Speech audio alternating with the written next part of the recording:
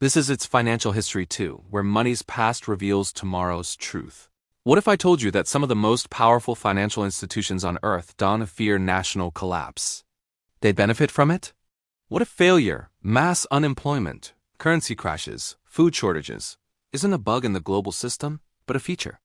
Every time a country defaults, every time an economy needs saving, money flows upward, not to the people, not even to governments, but to a quiet, complex machine that grows stronger when nations grow weaker.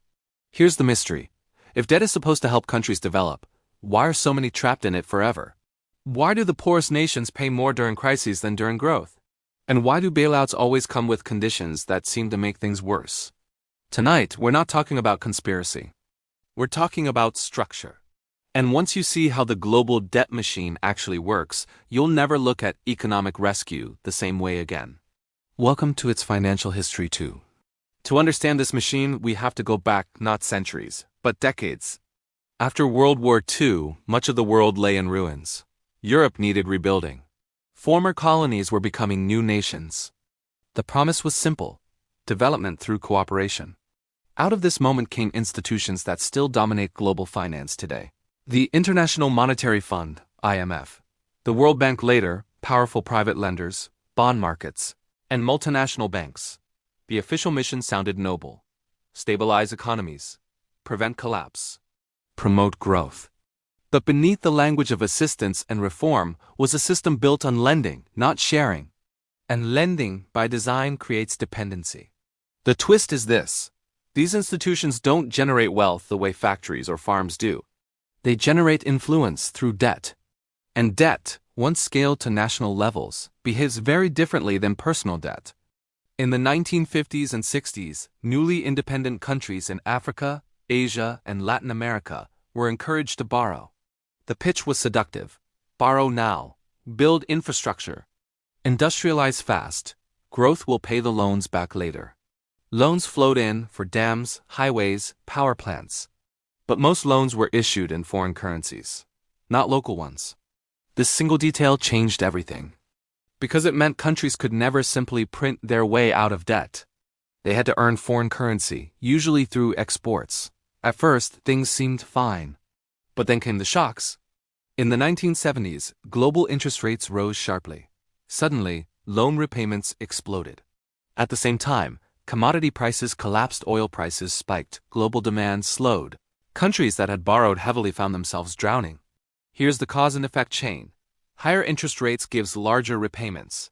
Lower export revenue gives less foreign currency. Currency devaluation gives debt becomes even more expensive. Governments panic. That's when the rescuers arrived.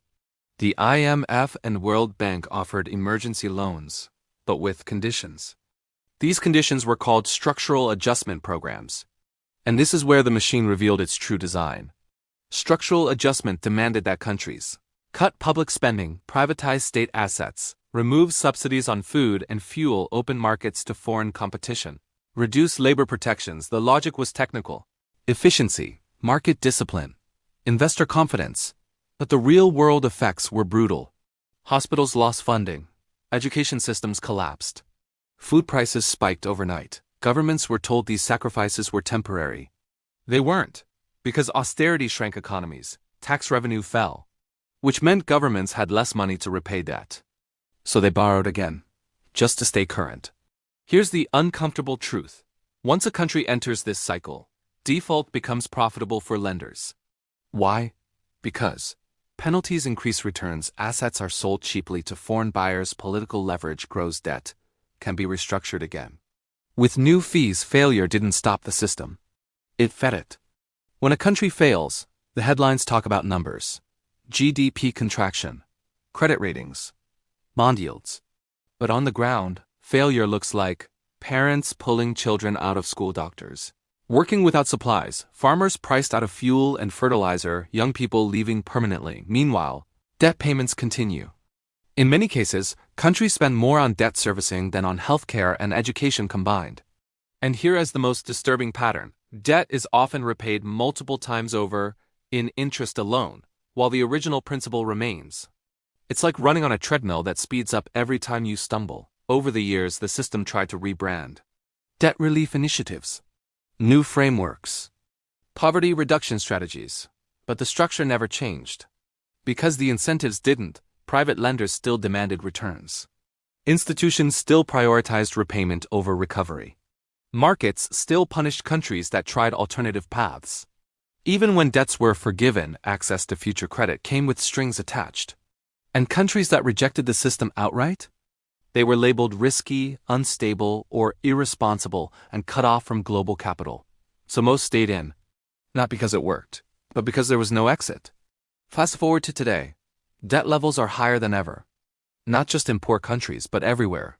From Latin America to Africa, from Southern Europe to parts of Asia, the same pattern repeats. Crisis hits, currency weakens. Debt becomes unbearable, external help arrives, austerity follows, inequality deepens. What's shocking is how predictable it's become.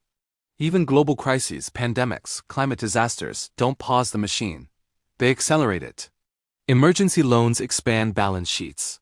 Repayments resume quickly. And long-term damage is quietly ignored. The system doesn't ask, is this country better? It asks, is the debt being serviced?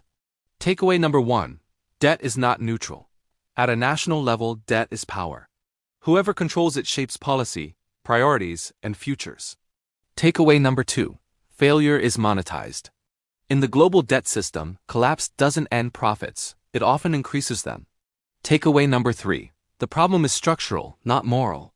This isn't about bad governments versus good lenders. It's about a system designed to extract value, not create resilience. Here's the warning. As global debt rises everywhere, the line between developing and developed becomes thinner than we think. The same tools used on weaker nations are now being tested on stronger ones. Austerity, privatization, permanent emergency. The question isn't whether the debt machine will expand. The question is, who will be next to discover that the price of rescue is control? If this video challenged how you think about debt, development, and global power, don't let the conversation end here. Like the video so more people see it. Subscribe for deep dives into the systems shaping our world. And comment below, is global debt a tool for growth or a mechanism of control? Because the most dangerous machine is the one we stop questioning.